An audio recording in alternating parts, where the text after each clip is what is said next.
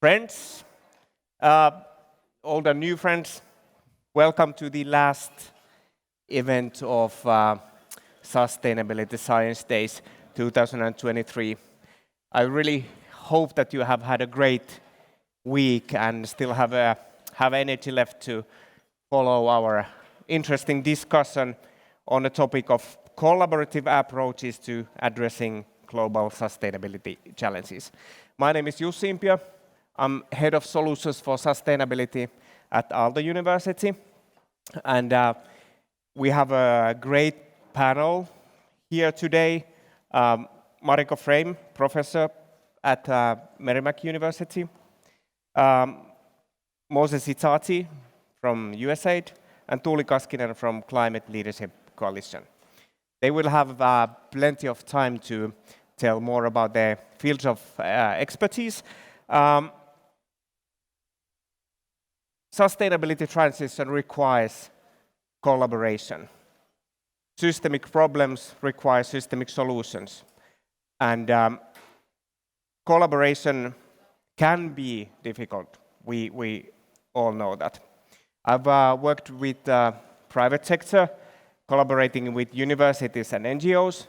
I've worked with the International Red Cross, building ecosystem for innovation with companies. And now I work with university, also building impact networks and impact collaborations with different level of parties. So we all come from different kind of like organizational cultures, and with quite a bit of simplification and exaggeration, I can tell that when businesses come to a location, let's say in a global south country, when we run a multi-partner collaboration, they tend to look for people with the thickest wallet. And when the organizations come to same location, they tend to look with the thinnest wallet. And when the academia comes to the same location, they come there for 1 or 2 weeks and then they disappear. And nobody knows what happened to them. So people come from different kind of like cultures, and even though that good people share good intentions, sometimes the collaboration proves to be very, very difficult to run. So today we are here challenging these assumptions and trying to build practices and identify practices how these necessary collaborations are possible. We'll start with the brief introductory presentations by all the participants. So, Mariko, please.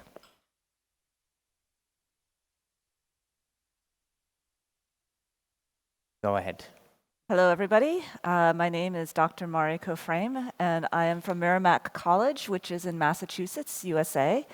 I have a PhD in international studies, and I am an international political economist. I study things like ecological economics, ecological Marxism, sustainable development, and globalization. And I'm very happy to be here. It's my first time in Finland, and I'm happy to be joining this discussion. Do you want to maybe elaborate a bit on open your kind of like angles on collaborations and based on your research and experience, what kind of like challenges you identify when kind of like people from different kind of aspects of life try to solve the kind of like same problem? Okay, so you want me to talk about it from the academic angle? From the some of the please. Problems and challenges with the academic angle sometimes. Some of the strengths and as well as the weaknesses. Okay, so from discussing sustainability challenges, really, right? The strength, I think, from the academic perspective is that probably the big picture perspective is what we study. So we can make comparisons across space and time. We can gather a lot of data.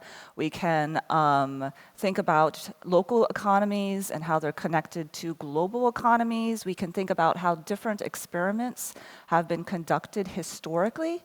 As a political economist, I can make comparisons across governments. I can make comparisons across economies. And I guess the strength of the academic perspective is just the knowledge gathering. But the challenge is that it can be quite removed. We are not living the lives of the people that we're studying usually. And many models, for example, in economics are very abstract. One of my dissertation members, when I did my PhD almost 10 years ago, he actually wrote a book talking about the harm that economists have done because of very abstract policies and very abstract models.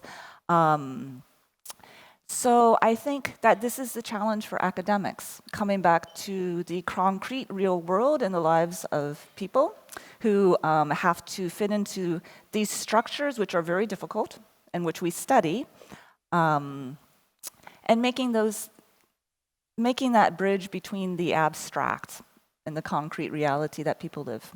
Yes. Very good. Moses. Yeah. Thanks, Jussi and Mariko. Afternoon, everybody. I think we are together with most of you this morning. Moses is my name. I work at USAID in Kenya, actually, as a partnership specialist in the Economic Growth Office. I've been there about 7 years, walking this fine line between government and private sector. The origin of that is USAID has been in existence for about 60 years. So slightly after the Second World War, USAID was formed to provide overseas development assistance. At that time, if you look at the globalization or the global industrial complex, if I can call it that, it was still quite small, especially if you look at foreign direct investment flows into Africa. And so the conversation around increasing food security, strengthening economies, and all of that would then happen through overseas development assistance or foreign aid or whatever other term you'd like to use. But it was this public financial flows. Fast forward 60 years or so, we're now in a situation where we're seeing financial flows from the global north or even from the west into Africa, significantly exceeding overseas development assistance. We're seeing increasing local priorities from donor countries wanting to fund local initiatives, and even nationalist movements which are wanting to preserve some of that tax revenue back home, for example.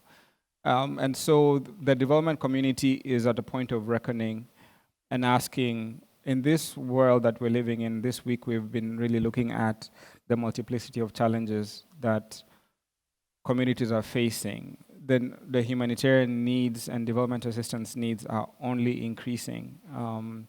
And so the requests for funding keep going up, but the reality is public budgets are just not accelerating at the same pace. So it makes sense to align this direction of increased investment in countries, foreign direct investment, and this increased interest from the private sector in sustainability issues with the development outcomes around food security, providing clean water and sanitation, conserving the environment and so on, with a corporate interest.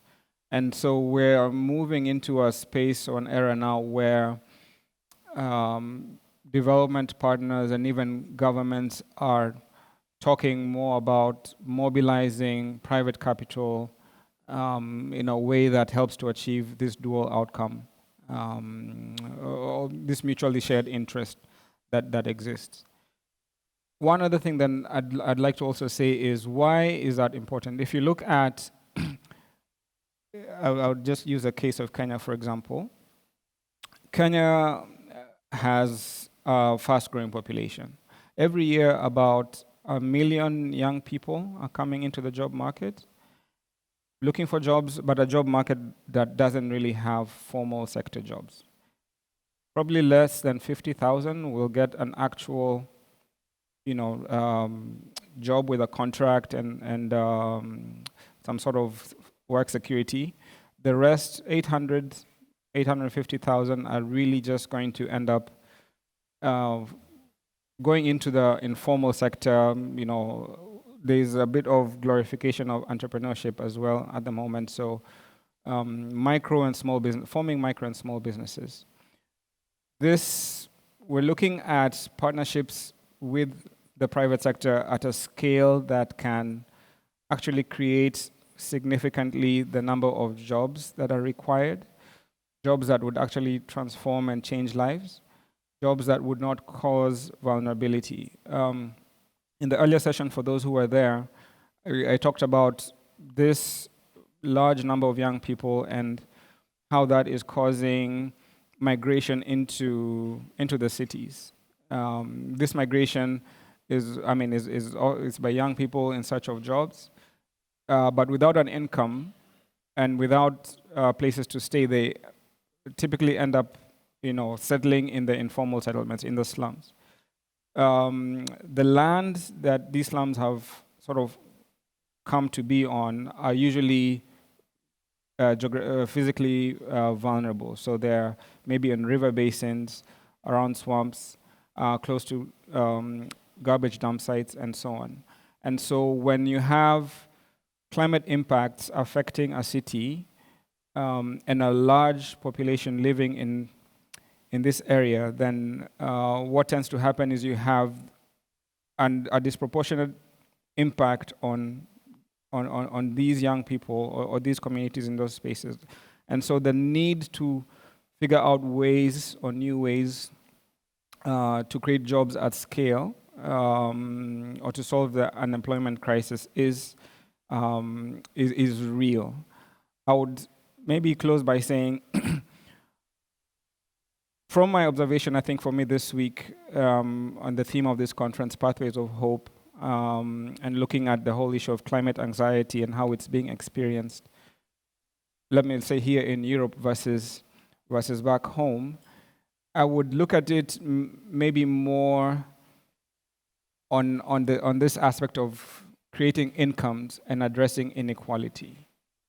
They would be, and my colleagues, I guess, in the room could also chip in. I think there would be less, if I took a sample of Kenyan school kids and checked, how they feel about CO2 emissions and climate change and so on, I would bet that it is less, not only because maybe those subjects are not strongly incorporated in the school system, but it is felt, my proposal is that it's being felt in a different way. It's being felt in the loss of livelihoods, because livelihoods which are attached to agriculture most of the time, rain-fed agriculture.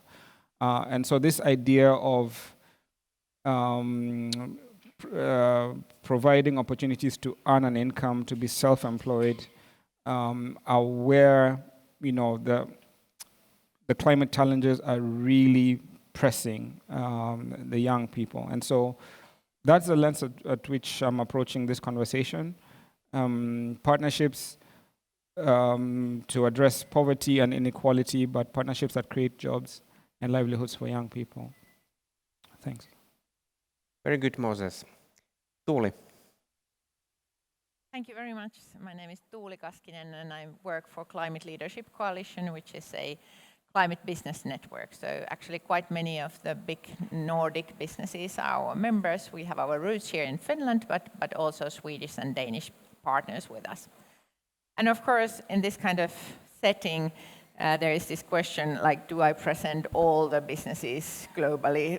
Hopefully not, or unfortunately not if we talk about sustainability, because what we know is that, of course, Nordic businesses are not perfect, but in this global perspective, they are in many ways forerunners in these topics. And I think also when we talk about science, business collaboration and partnerships. One of my favorite researchers, Dr. Johan Rockström, said last winter when he visited and gave a presentation to actually Finnish decision makers who are right now finalizing their governmental negotiations in like one block from here. And climate topics is one of the final topics they are discussing there. But we brought Johan Rockström to Finland to talk to the top politicians, and then someone asked, like, what are the roles of different sectors in this climate fight? And Rockström said, like, yes, if it was a cycling competition, science had the yellow vest. Like, science has been leading this whole sustainability dialogue and kind of bringing all the needed knowledge for everyone else. And unfortunately, politicians are there. You know, in cycling competition, there is this peloton with this group of cyclists cycling together. Politicians are only in there. But businesses, they start to be taking their kind of offtake from the peloton towards science. So actually, forward-looking businesses are doing something in positive ways also at the moment. And this was not my analysis, that was from Johan Rockström, who of course was there because we invited him, so this might be a bit biased, but anyhow.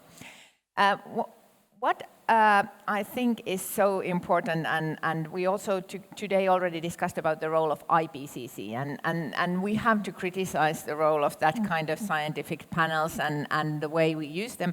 And at the same time, guess how the world would look like without IPCC? Like how important it has been that the world top scientists put their force together and had kind of enough funding, or enough, not probably enough, but somehow funded support for their work, and were able to create this structure from where some political advices come out yearly and regularly, and all the other community globally follows the scientific outcomes. And yes, that's super important, and it's not to say that it would be perfect, but it's to say that without that we really would be in trouble. On the other hand, we know that, yes, businesses are working heavily with, for example, Aalto University's technological researchers, because businesses need the outcomes from there, and the ability to scale them is completely dependent on the scientific work done there. Also, the political research is needed.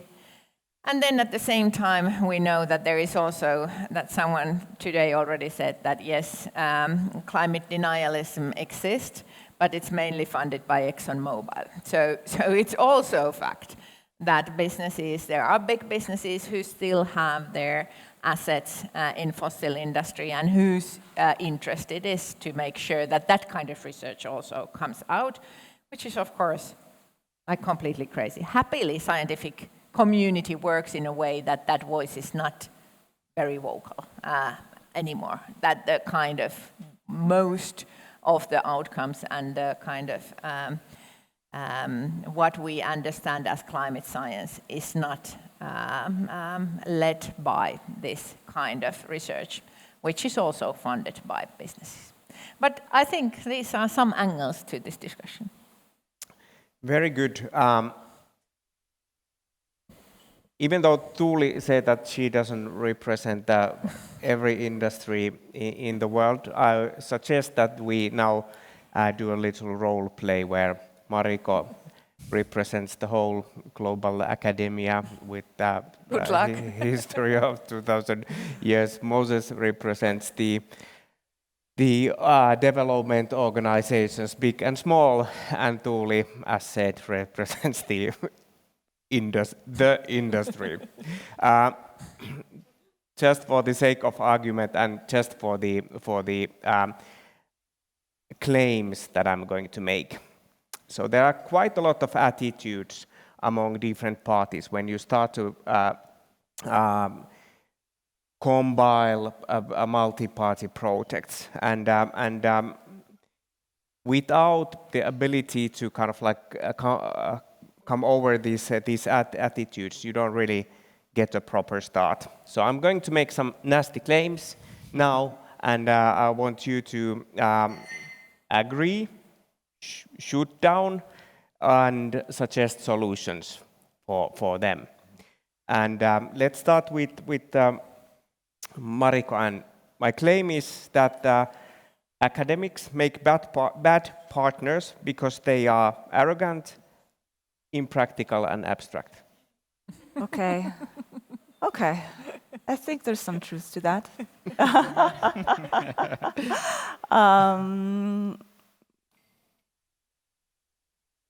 So,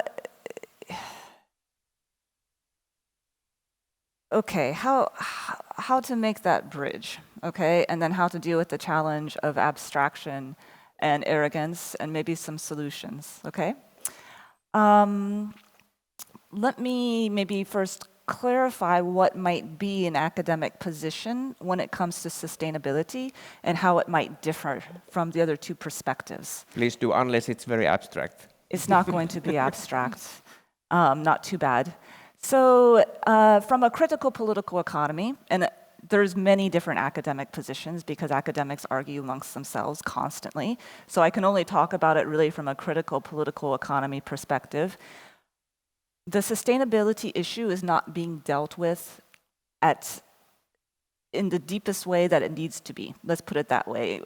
In other words, critical political economists will criticize that the problem is we live in a global capitalist world where the crisis, the climate crisis, the biodiversity crisis, ecological crisis is fundamentally driven by the endless pursuit for profit, and that the reason why this can continue is because some people, primarily in the global north, are able to externalize the cost onto the poor and to people in the global south.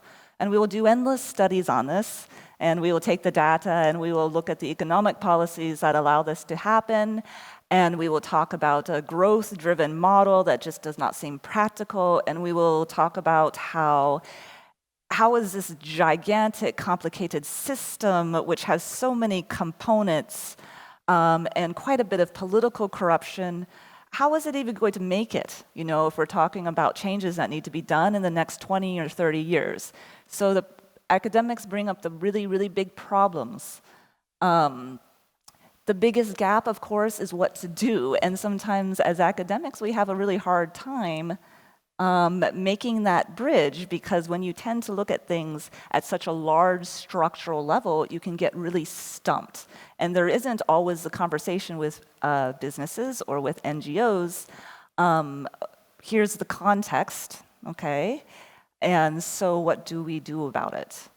So I guess making the bridge first is the first part. Moses and Tuuli, defend academia from your kind of like perspectives. So for me, what I was thinking is the legacy of knowledge that the speed at which knowledge moves through organizations is something that I've been asking myself. If we look at our current suite of programming, we sort of have these cycles. They tend to be around 5 years of new knowledge that comes in, but it's locked in. I think right now we're probably at a phase where there's a chance to reset, but for the next 5 years we'll be locked in to this older body of knowledge that informed the strategy at that time. And so the question that I was reflecting on was how to maybe increase that flexibility, that ability to learn, and that ability to learn also not from ourselves only, but from our partner communities. And so the idea of having a strategy that is science-based or informed by research or by academia itself is something that we're reflecting with. We're starting to view ourselves a lot more as facilitators of a conversation and a process. And so I think we're still asking, where then does the role of academia fit and play? Because when this term of experts and specialists is one I think we're increasingly shedding. But the question is then, what role in that facilitation role, as you have a dialogue with the local community about a new solution, again, where to put the insights and knowledge that academia generates. So it's an ongoing conversation. Right now, stuck in a frame where we're more of facilitators, understanding an outcome that we want to get to. Yeah, that's what Tuuli, you already gave us the an analogy from the Tour de France. What are your experiences and as a kind of like representative of the industry on collaborating with the academia? Yeah, first of all, it's good to see that our companies work with us, with Climate Leadership Coalition, because they want to be forerunners in climate. And that, of course, helps my role, because they don't come to me saying, I wouldn't like to see this or that kind of climate research to be there, but they come to me to say, hey, we need to understand this in a better way. They might say the other things on other contexts, but our kind of network works on certain agenda, and that makes my position to be a bit easier. But what is very challenging for a CEO is that the fact is that he has or she has very limited time. Only a few minutes for any decisions, very focused way of working. And then the role of a CEO is to listen, but she or he wouldn't like to hear 10 different perspectives to be able to analyze them by her or his own views. But they would like to see the outcome from the science that they could follow, if that's the kind of strategy. And I think that's the biggest challenge. Like we have in our values, science-based, to be science-based is one of our values. And we would be most happy if it was one answer that we could follow. And of course, all of you know, and we all know that that's not how it works. And that's why what Moses said about these facilitators is so important, because of course, scientists have to be able to concentrate on science. That's like your work. And without that ability, there would not be that kind of high outcomes and high level, high quality scientific results that are needed. But then we also need these facilitative organizations and facilitators who have the ability to put the information into that kind of packages that also the CEO, who typically is interested but never has enough time, is able to somehow understand and use it. And it's and especially it's of course difficult when there is kind of status quo on some issue and then a new pieces of research start to emerge.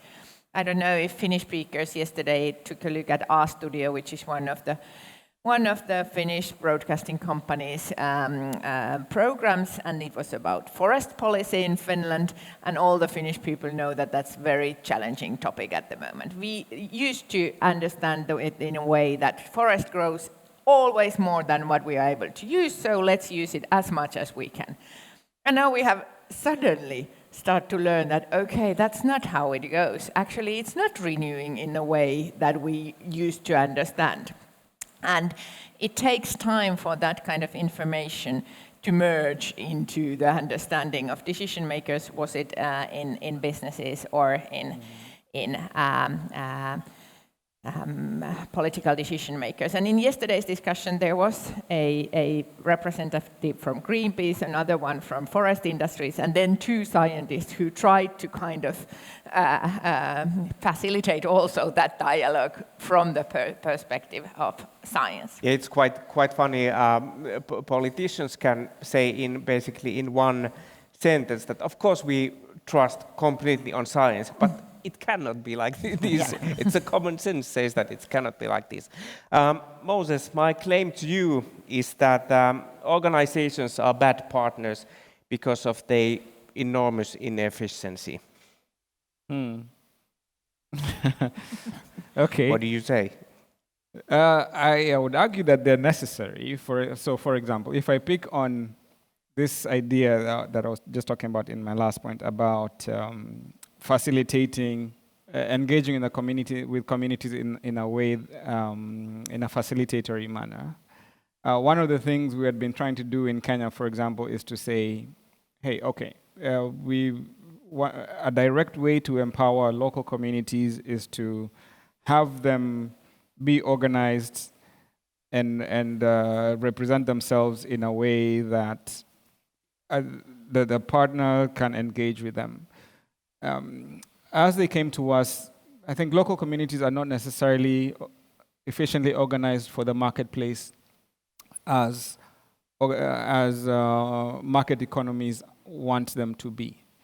If you go into a local community or a village in rural Africa, it would not necessarily have the factors of production or systems set in place such that transactions or interaction is readily possible.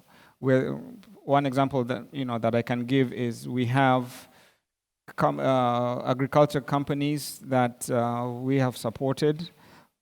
At the beginning, they are very happy to organize small farmers into groups and say, hey, produce for me this number of tons of tomatoes, potatoes, etc., and I'll buy from you and I'll sell it to international markets or regional markets.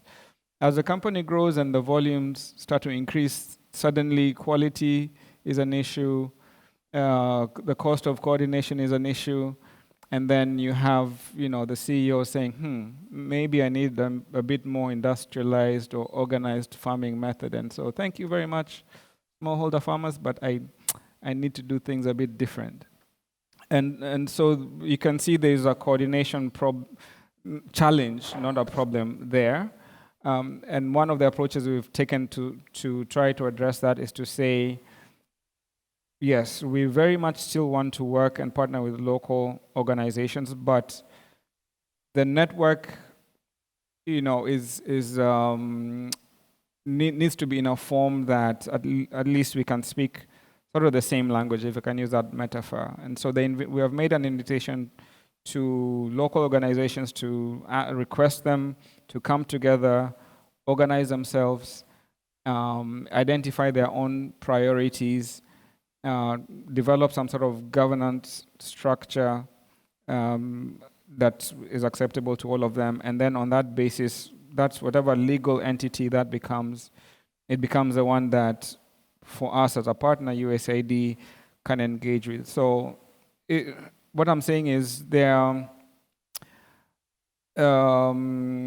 community structures that are there, but for the organized marketplace to try to work with them, there are some gaps right now, which I'm proposing that you need some sort of organization to fill, like we have requested them to arrange themselves.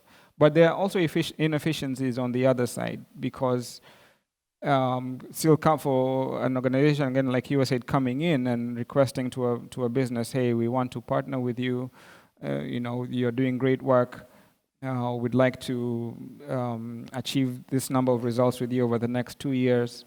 But before let's sign the papers.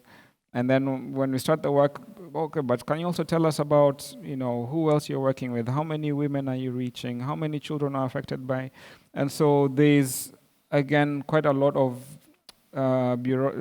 reporting requirements and new problems that an organization or a bureaucracy brings into a partnership, or if the business, signs on the agreement and is maybe expecting some funding the next day. Oh, it doesn't quite go that way because I have to begin to do the social impact assessment, environmental impact assessment, all sorts of red tape, so that it's now 4 to 6 months later before this partner can do the work that we were proposing.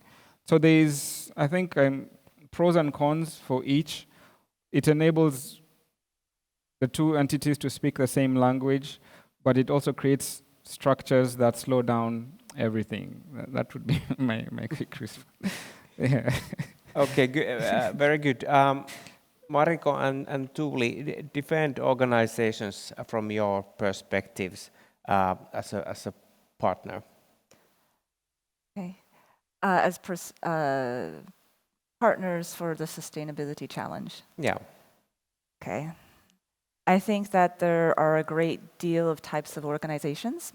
I think that NGOs have actually proliferated in the past several decades in the Global South, for example, because of the withdrawal from, because of neoliberal structural adjustments, which have withdrawn money from the states so that they can provide a lot of these services themselves. But I think that there's a great variety of different organizations.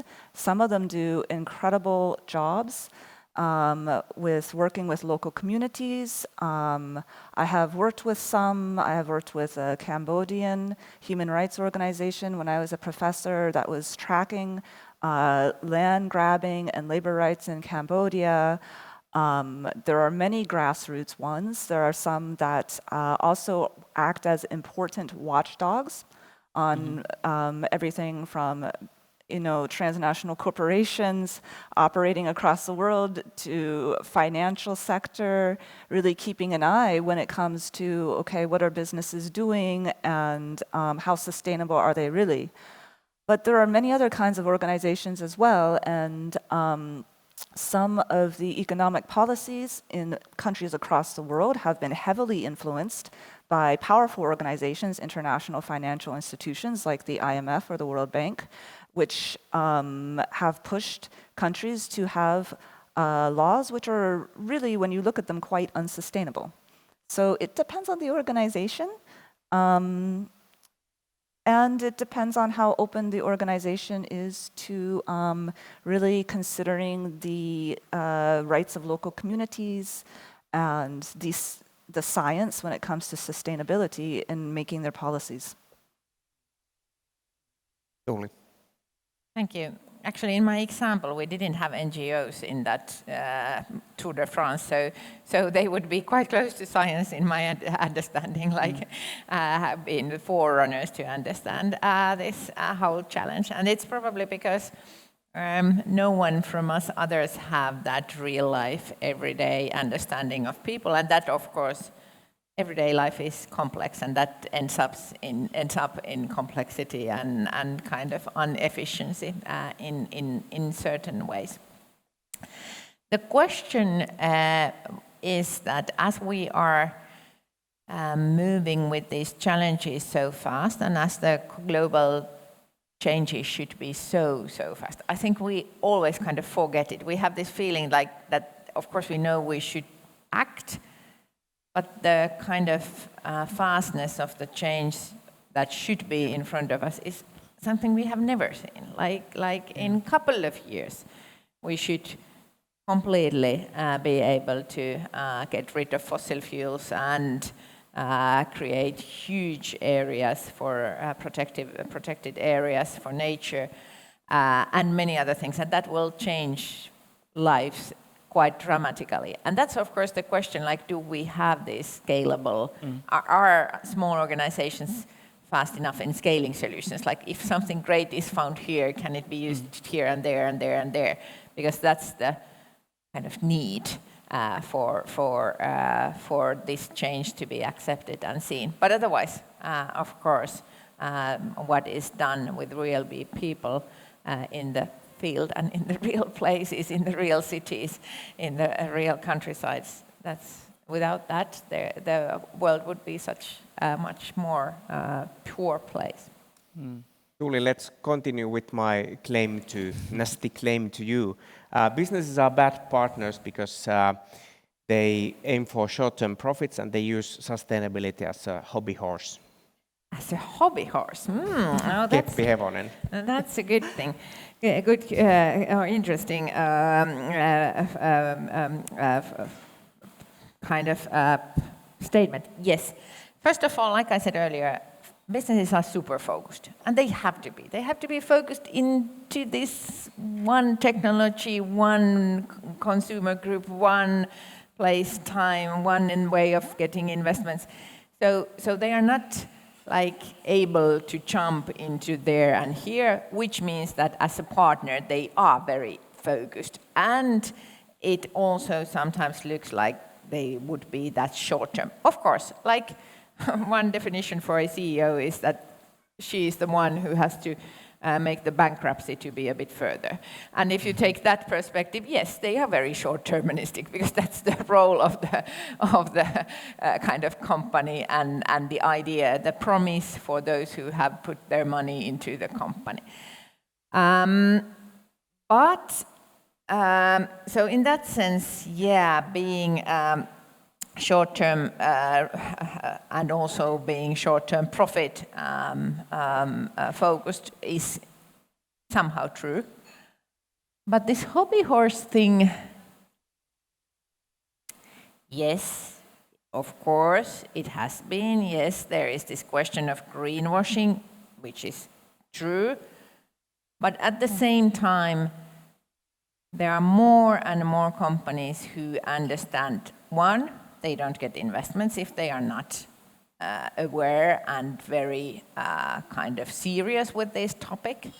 Two, they don't have workforce if they don't do it. People working for these companies are interested in these topics. And of course, number three, market pressures them to do that, to do these things. If you take a look at like European emissions trading system, it's not a hobby horse. Helsinki decided to close their coal power plant 2 years earlier because the price was so high.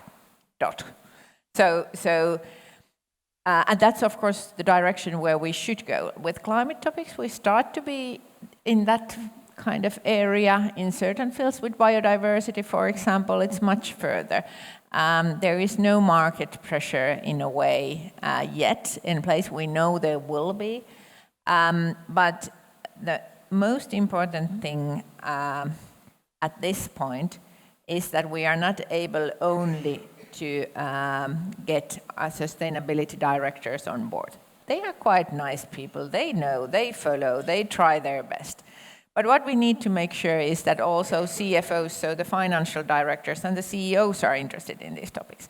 And that happens only when the business is there, and that needs to the market to somehow work. And that's why we as an organization have been so vocal dealing with carbon pricing, which creates this kind of playing field for all companies. And that's the way also to kind of get the highest decision making and the boards to be interested in these topics. So it's quite a different mindset to make your business sustainable and make new business from sustainability. Exactly. That's a very, very important differentiation. And for quite many companies, they do both of these. But doing your existing business sustainable is what, for example, in Europe at the moment, there is actually quite a lot of legislation going to that direction. Not, of course, in all of the fields, but dealing with climate, dealing with biodiversity also. Following the legislation actually forces you to right direction in these environmental topics. But then the even bigger thing is that you should make your business out of sustainable solutions. So not to do fossil fuels, but to do renewable energy and all of that.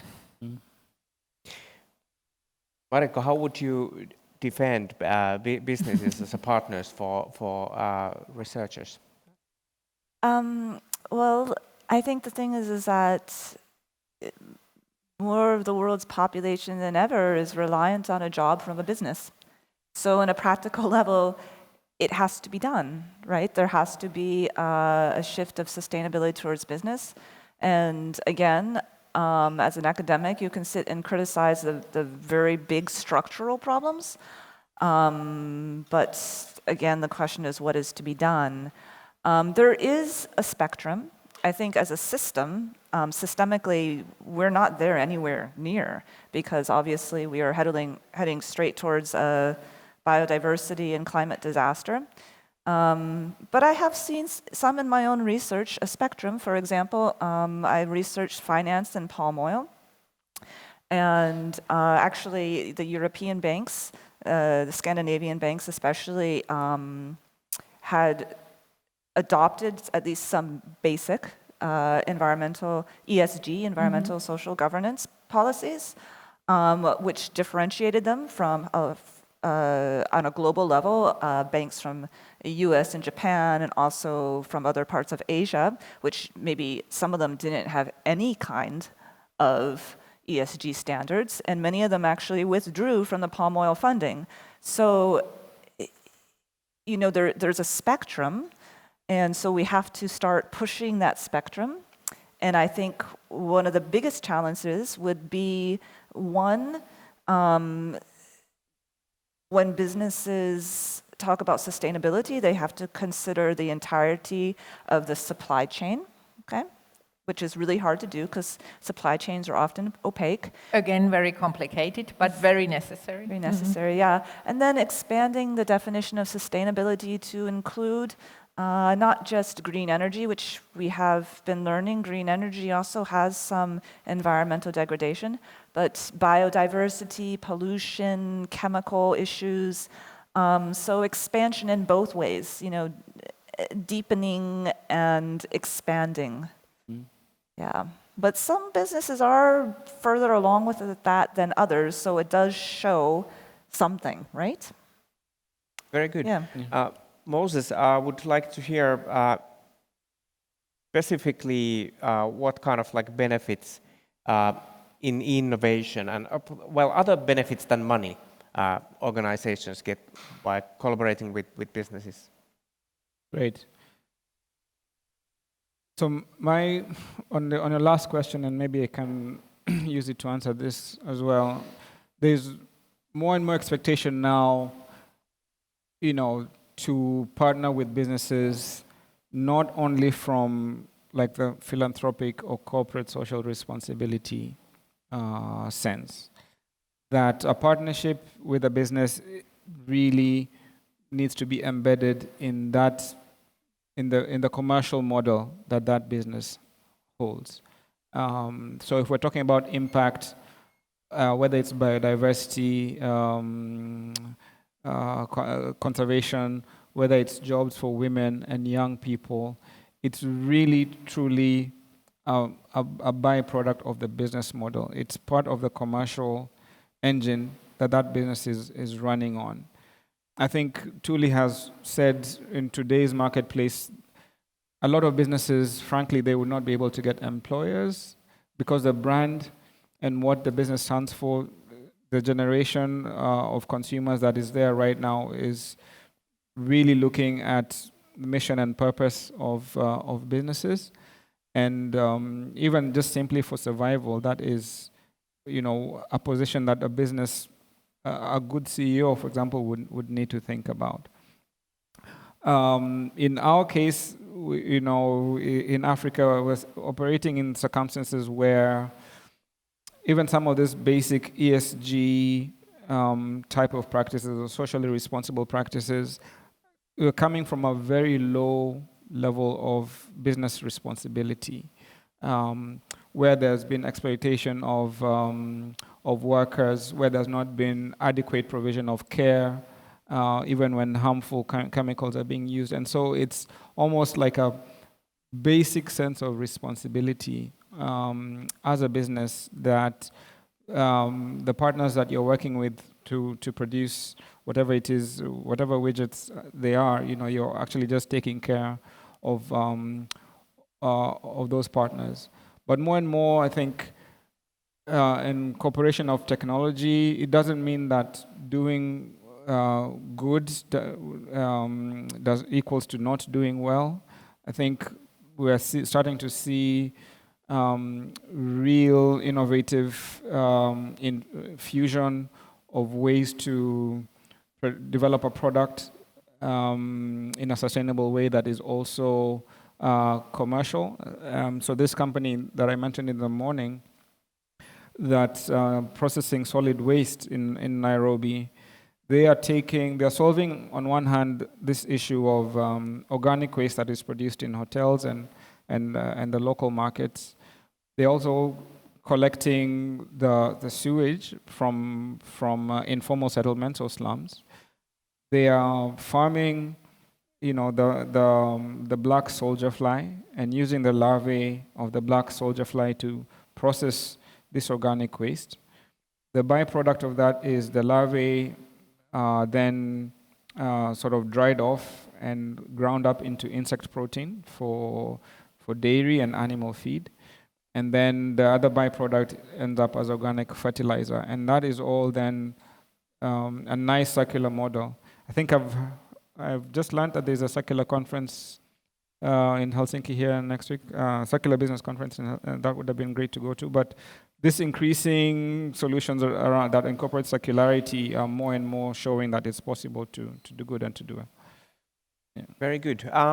Before we start to wrap up this discussion, I wonder whether there are any questions in the audience.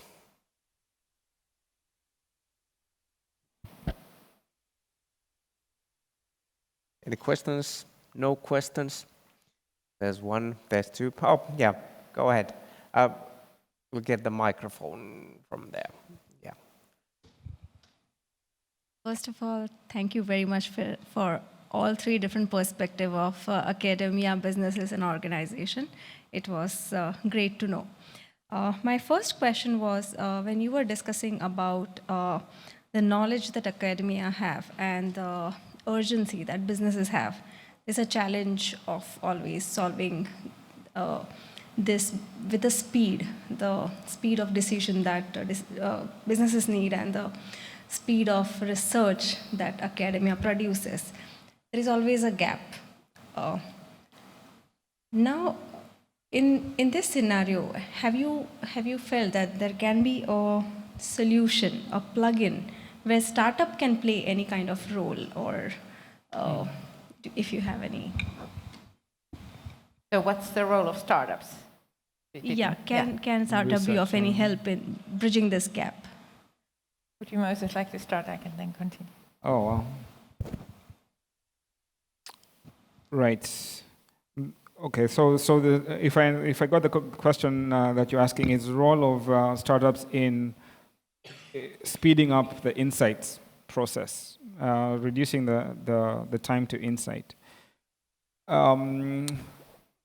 For me, I would then look at, I think this week we've been talking about data collaboratives. I would look at startups, especially that are playing more of what I would call like an intermediary role. Startups who have access to data, but also access to analytics that can be combined for decision makers to use. Maybe a little bit into the realm of data science. I think it means whichever startup that is needs to have access to the types of data sets that they need to combine to provide knowledge for decision makers, and then to produce analytics that are meaningful. I think going to your point earlier, Tuuli, of a CEO having 10 decisions to make, it helps if you have a credible source of analysis that you can refer to. And so for me, that's maybe the direction I would lean to, this sort of intermediary role, almost like a journalist slash visualizer role. Yeah, that's how I would, my initial thoughts to your question. I can shortly continue here because I think the role of startups is super important. Like big corporations because everything I have kind of explained here, they are slow also in their moves, and they have to make sure that their business continues. And that's why we definitely need both startups who have the technologies or ideas they want to develop further, and who then are able also to collect investments to boost the growth of these new technologies. And at the same time, they have this kind of superpower that they have kind of they can fail. That's the whole idea of a startup. Like you try something and then 9 of 10 ideas go not well in the end. And that's what we need, because we need to be extremely fast in finding these solutions. So from my perspective, I think it's very important that we have startups. And it's also a good example how startups rise from the scientific community. Like here in University of Helsinki or in Aalto, there are very live startup communities around these scientific institutions, because that's the way to get the scientific outcomes to the world. So I see it as an important part of the process. Mariko, do you want to answer this question? I guess my question to you is what kind of startup you're talking about? Because that would...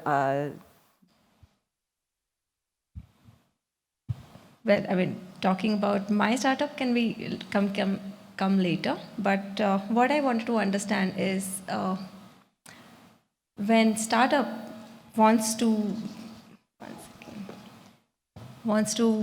build their idea, should they go to the businesses first or should they go to the academia first? Because academia is always in a dilemma that whether it is true enough to be published or true enough to be followed by other millions of people. And while they go to businesses, they ask for revenues. And what is the business model? I mean, does this have the immediate impact? And the academia is always waiting for the right impact. And so startup always, I mean, that's again talking to my journey that when I'm thinking, I don't know which way to balance. Should I go more towards the impact that it's making towards the environment, or should I lean more towards the business opportunity, whether that have? So maybe I can answer from my experience of having set up an impact startup and followed hundreds of them. There seems to be a life cycle of impact startup. Starts from the kind of like from the NGO corner, and when the first seed funding round has been burned, the startup either ceases to exist or it becomes very business driven. So those are the two options, unless you manage to find a large partner, either from academia or from NGO, who will take you the kind of like a extra mile forward. So where you are able to actually develop both angles of that. But there's a massive death valley where actually quite a bit of funding instruments are still missing. There was one more question. Riina.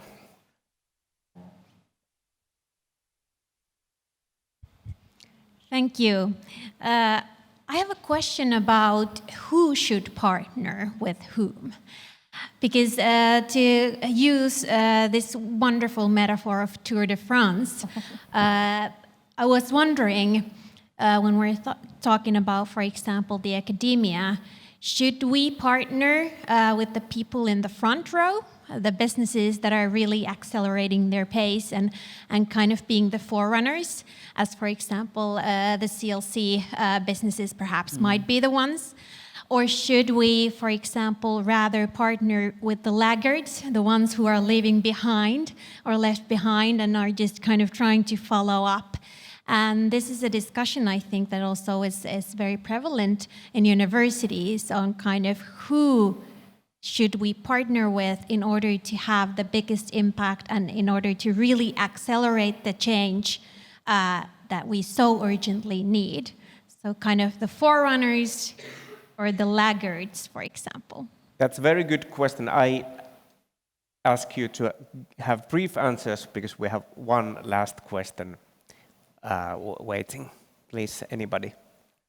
I can start because by heart, I would say, of course, the best ones have to partner with the best ones. That's the way to speed up the transition and the change that is needed.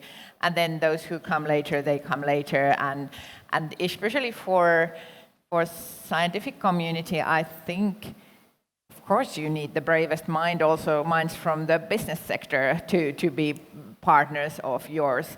It's then role of politicians to make sure that the last ones do what they have to do. If you try to do that, you use your capabilities into wrong place. Would be my answer, which I'm not sure if this is kind of the correct one, but that would be from the point of view of systemic change to happen, I would see it important that the kind of first row goes as fast as possible. I would have to agree, but also on just the grounds of credibility for the academic institutes. It could be very problematic if an academic institute partners with the laggards. It's just for credibility reasons. Yeah. I mean, for me, the way I'm approaching that would be then I'm seeing a power dynamics question in there. How the partnership direction almost is showing the power flow, the direction of the power flow. And so what is the should I say political economy behind the partnership, or the spirit behind the partnership? Is it, what is the result that is being expected from it? So in this, some of the conversations we've had this week around having multiple voices and being able to listen, I think that would be some of the consideration to go into such a question. That, I mean, for expediency, for sure, and communicating impact, it really makes it easier. But in terms of moving together, I think there is really this question about who needs to be in the same space and in that conversation, and I think that would be actually quite a good question, I thought. Yeah. Very good.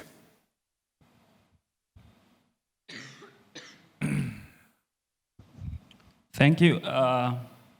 From our discussions, we have seen we have conflicting interests and priorities. So what would be our way forward in finding a common denominator towards sustainability? Thank you.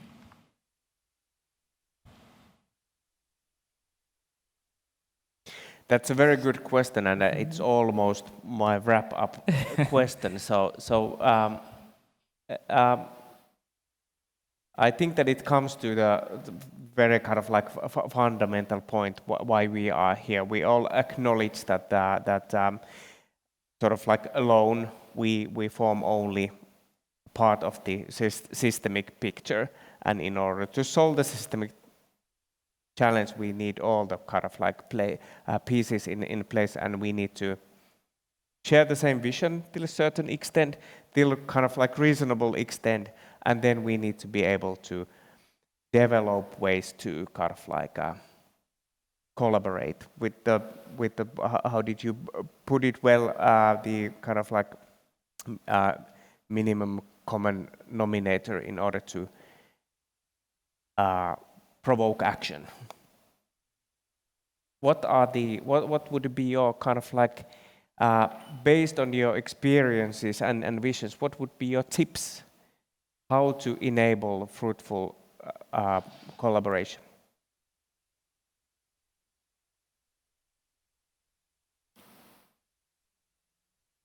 Well, I suppose I could just say again, reiterating the role of academia, I feel, is to really provide the scientific data to tell us what the targets really have to be from the physical sciences, and then the social sciences to also maybe provide some ethical framework about, and some understanding of of the communities that will be impacted, of things like workers' rights, and the role maybe of the NGOs would be to make sure that these things are being carried out, and then the businesses have to be willing to also engage in the dialogue and yeah, to make the effort.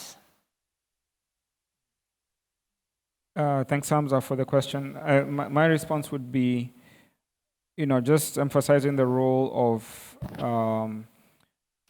of communication and hearing multiple points of view.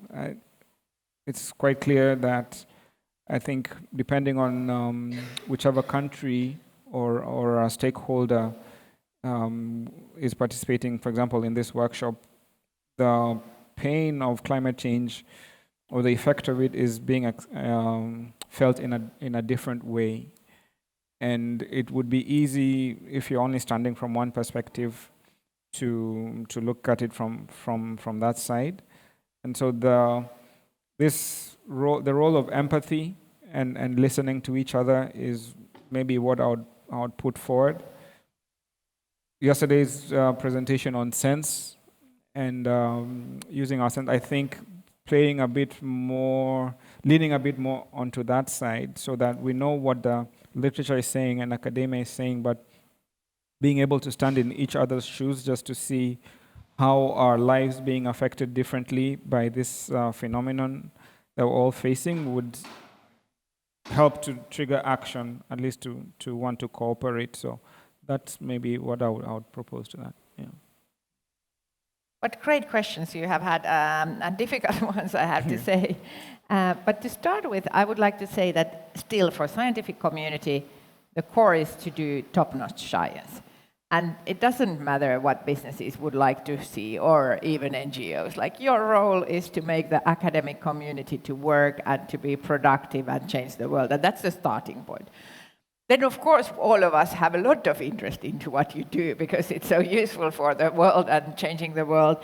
And there is, of course, a lot of need and space for this collaboration. I would probably give you 4 things shortly. First of all, you need money. That's one thing. So ask money and ask advices. You might get money. Ask money. You might get advices. But be brave with what you have what are you about to do. It's remarkable, it's needed, it has impact, and there is money around you. And I know you ask money from different sources all the time, I'm not saying that, but also from companies and in this collaboration, like be brave enough with what you are doing and put 1 0 into end when you are making your asks, and then have a look at how it goes. When you're selling something in business, you get 9 no's and then 1 yes, and you are very happy, and you don't remember those 5 no's. So yeah, ask what you need, and you need money. That's one of the things. The other thing is that, what I said already earlier, yes, the other people don't have as much time to work with the topics you have, and they don't have the brain you have, so try to be a bit more understandable and a bit more simple. That will help the others to work with you. And it's not that you should make your science to be somehow simple. It's not, but don't overestimate the other's ability to follow what you are doing. And then the third one is also that I think the scientific community should use more facilitators so that the top-notch scientists can do science, and that there are people who help to create these connections and who have expertise in that, because that's a whole like own professionality to be able to work as this kind of intermediator and facilitator of the dialogue. I don't know. Hopefully these are somehow useful.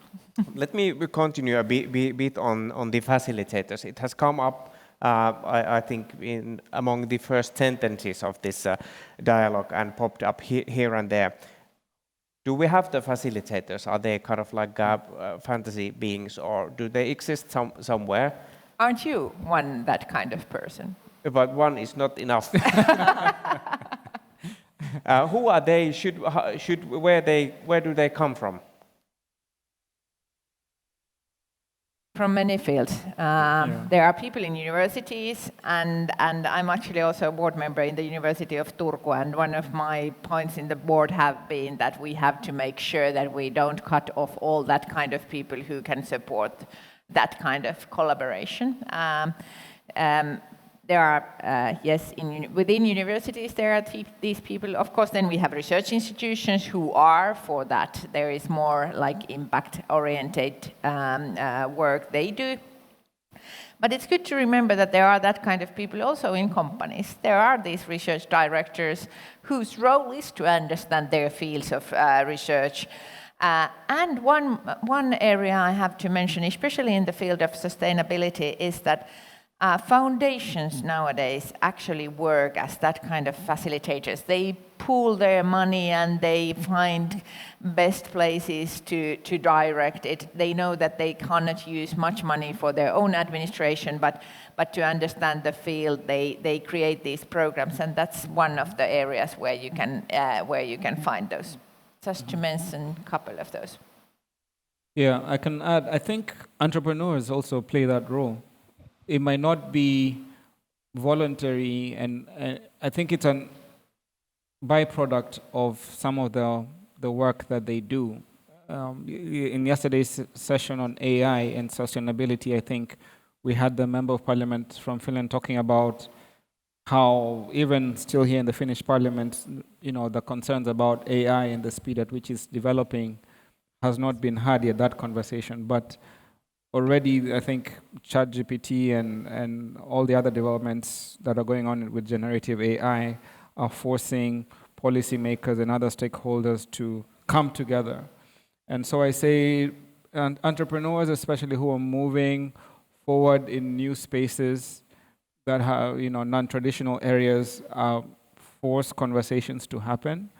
And I'll then just look at that as as an secondary type of facilitation that occurs because of entrepreneurship.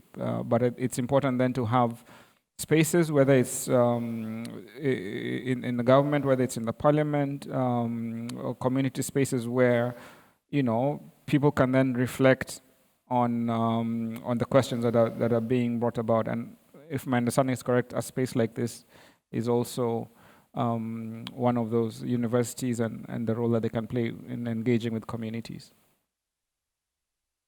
I'll just say very quickly, I think that there are a number of nonprofits that are already acting as facilitators between businesses and academia, and many of them are, again, providing the role of assessment in terms of things like ESG, or you might have,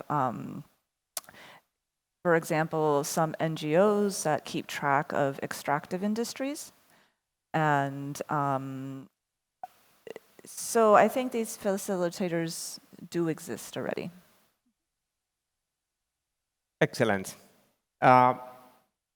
Benefits of the collaborations are, I think, rather obvious, and the will is there, and I would argue that even the shared vision of a sustainable future reasonably is being shared with different parties. So maybe to the government negotiations, I would send a message that we need facilitators, platforms, and financial instruments to enable the collaboration. And summing up, the rest of the tips are like giving tips to any couple that there needs to be patience, willingness to learn and listen. Yeah. And I think that during this week we have had a chance to experience all these elements. So I would like to thank the panel and thank the audience. And I think that it's now time for the closing words. Thank you. Thank you.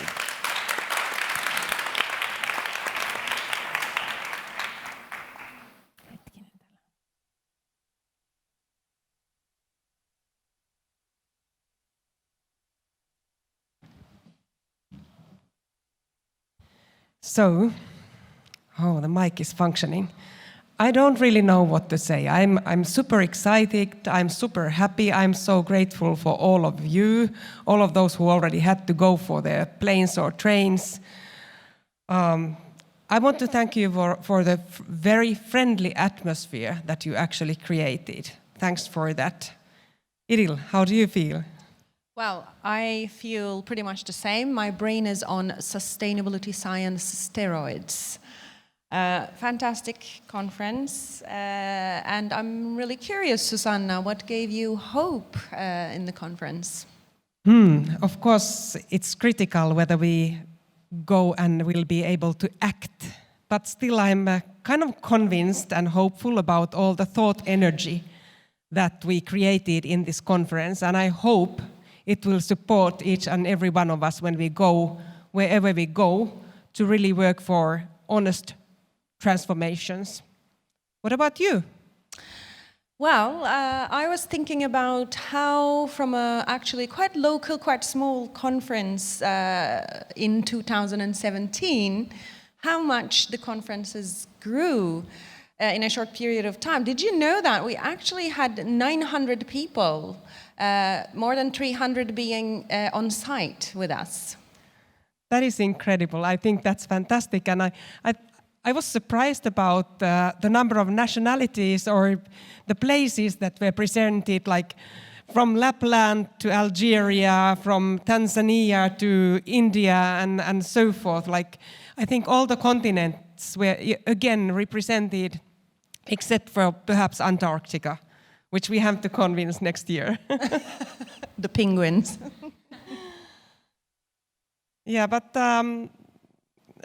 did you meet a lot of interesting people, or did you have a lot of interesting conversations? I did. As I said, my brain is on sustainability science steroids. It's not a joke, it's real. I have met with lots of people from many different places and also engaged in very interesting topics and conversations. Yeah. Yeah, for example, for me also, the keynotes gave some interesting vocabulary. For example, I personally was not involved in the idea of pluralistic transformations, and of course it's like there intuitively, but now I got the concept, and I can consciously work towards that. Yeah, also I guess one of the learnings for me, relearnings actually, was that we need to do research not only analytically but also intuitively and creatively. And Johan's lecture, by coming to our senses, was very important for me. Yes, and I think all these things will hopefully feed for next year's conference, where? Yeah, well, yeah, the big news, 2024. So, we are so excited to tell you that we have special guests now virtually joining, hopefully. Are they? I think guests from SRI, let me see, the Sustainability Research and Innovation Conference. Erika, Nicole, Vera, can we have them online? On video, okay. And whoa. We're excited to bring the Sustainability Research and Innovation Congress to Finland. The Congress is the world's largest annual event in sustainability science and innovation, bringing together over 2,000 leading experts from academia, business, government, and civil society to accelerate sustainability transformation. The SRI 2024 builds on a growing knowledge to action movement fostered at previous congresses held in Australia, South Africa, and Panama. This will be our first Congress in Europe, and it gives an opportunity to connect the world with leading Finnish and Nordic sustainability innovation while building new partnerships to achieve more together than we can on our own. What do you say, Idil? Yeah. Yes. Very exciting. And I think now Vera will join live, yes. Oh, I think I was supposed to go first, but I could be wrong. I'm looking at Vera for confirmation.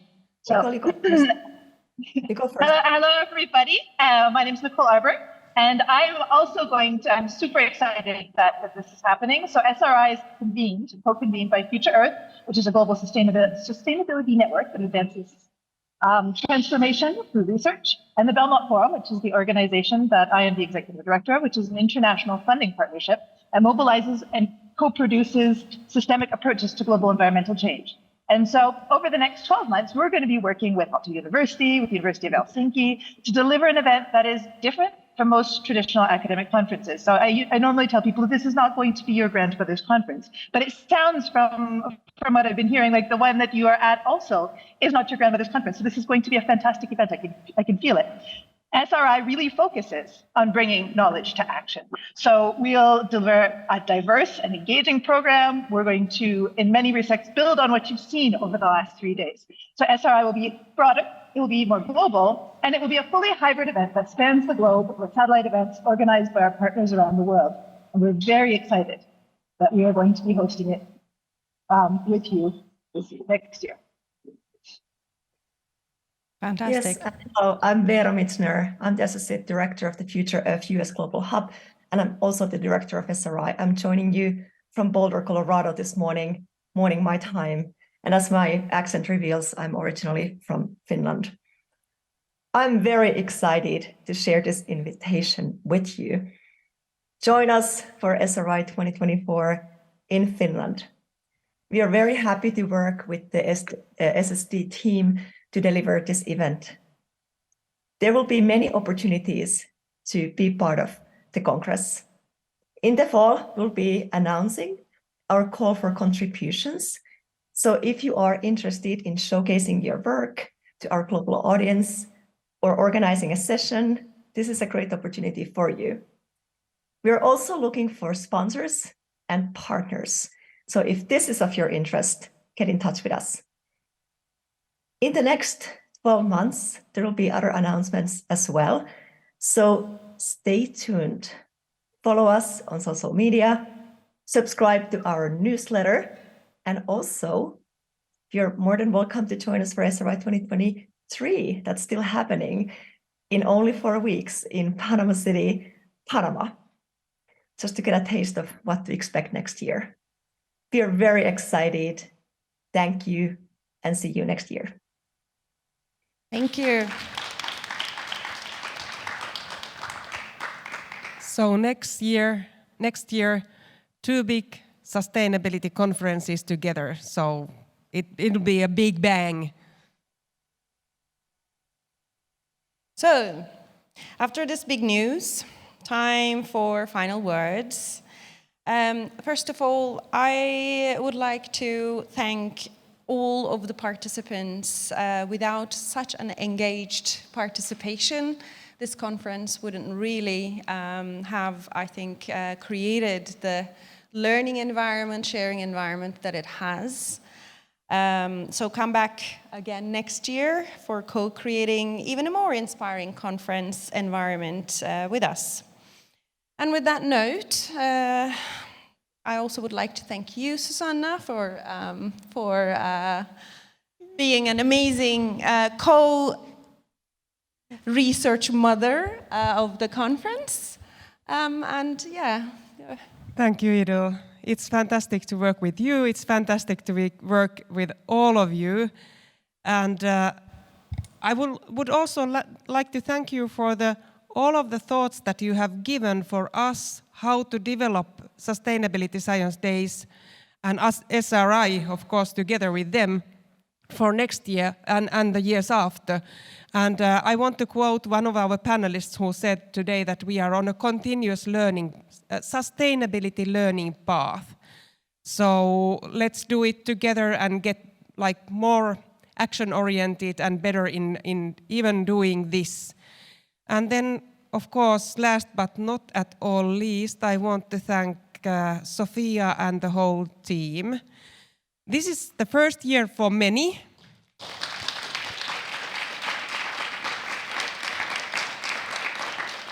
Even for Sophia, this is the first year she's been responsible for coordinating the whole thing. I think it's incredible how she managed to do it.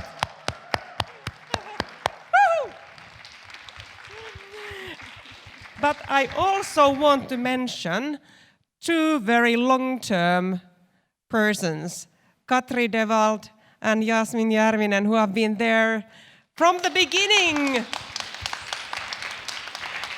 And these two ladies never lost their nerve. They are always like calm and, okay, we can handle it, no matter what happens. So let's give a big hand once more to all of us and see you next time.